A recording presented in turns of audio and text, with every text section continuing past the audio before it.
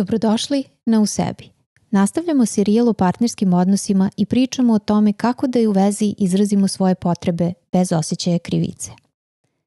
Koliko puta si ćutala, gutala i prilagođavala se samo da ne ispadneš prezahtevna ili teška, a onda na kraju ipak eksplodirala, povukla se ili se pretvorila u nekoga ko stalno popušta.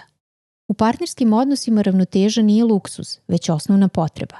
A jedan od ključnih načina da je postavimo je da naučimo da izrazimo svoje potrebe jasno i bez osjećaja krivice. U psihoterapiji govorimo o 3 stuba zdravog odnosa.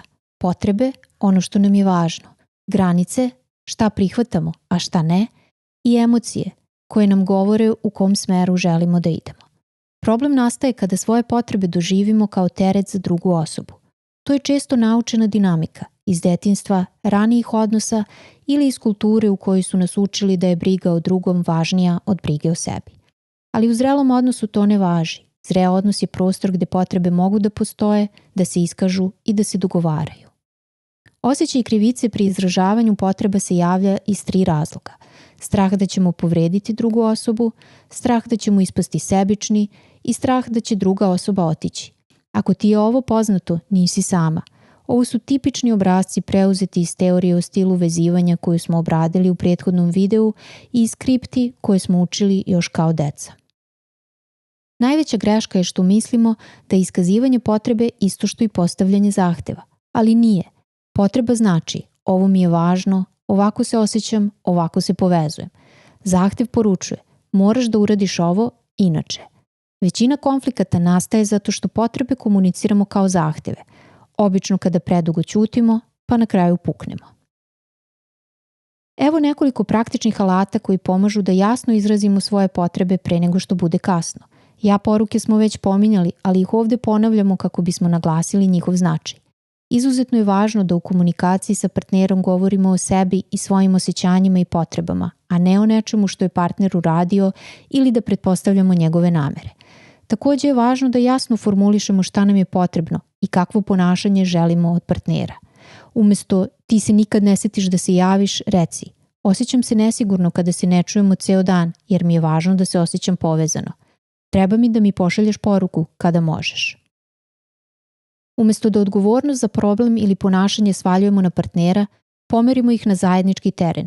Umesto zašto nikad ne radiš X, reci kako možemo zajedno da nađemo rešenje koje oboma odgovara. Ovaj alat je ključan za kompromis bez ogorčenja. Kompromis nije kompromitovanje, nije odustajanje od sebe, već traženje sredine koja je dovoljno dobra za oboje. Razdvojite emociju od akcije. Povređena sam ne znači automatski prekini da to radiš. Prvo objasni emociju i razgovarajte o tome, a onda tek zajedno razmotrite moguće akcije. Tvoje potrebe su važne, ali i partnerove su. Zato u razgovoru baci rečenicu. Razumem da je tebi X važno i želim da ga uzmemo u obzir dok tražimo rešenje. To smanjuje defanzivnost partnera i pretvara problem u situaciju u kojoj oboje učestvujemo u pronalaženju rešenja. Važno je da molba bude konkretna i merljiva, tako da oboje tačno znate šta se traži. Umesto budi više prisutan, reci da li možemo večeras da provedemo sat vremena zajedno bez telefona. Apstraktne molbe otvaraju prostor za različita tumačenja. Ti možda misliš na neku zajedničku aktivnost, a partner na to da bude fizički u istoj prostoriji. Kada je molba konkretna, smanjuje se rizik od nesporazuma i mnogo je veća šansa da ćete oboje biti zadovoljni ishodom. Ravnoteža se ne postiže tako što jedna osoba popusti. Ravnoteža nastaje kada 2 osobe u vezi razumeju sebe, umeju da se izraze, čuju drugu stranu i pregovaraju dok oba srca ne budu zadovoljna. Kompromis ne znači da ponekad ja dobijem, a ponekad ti, već da oboje uvek dobijemo dovoljno.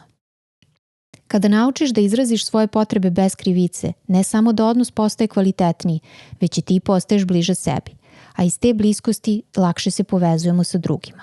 Zdrava veza nije veza bez potreba, već veza u kojoj potrebe imaju mesto, glas i poštovanje. Sljedeći video će biti posljednji u serijalu o partnerskim odnosima i govorit ćemo o tome kako da vezu iskoristimo kao priliku da oboje razvijamo sigurniji stil vezivanja.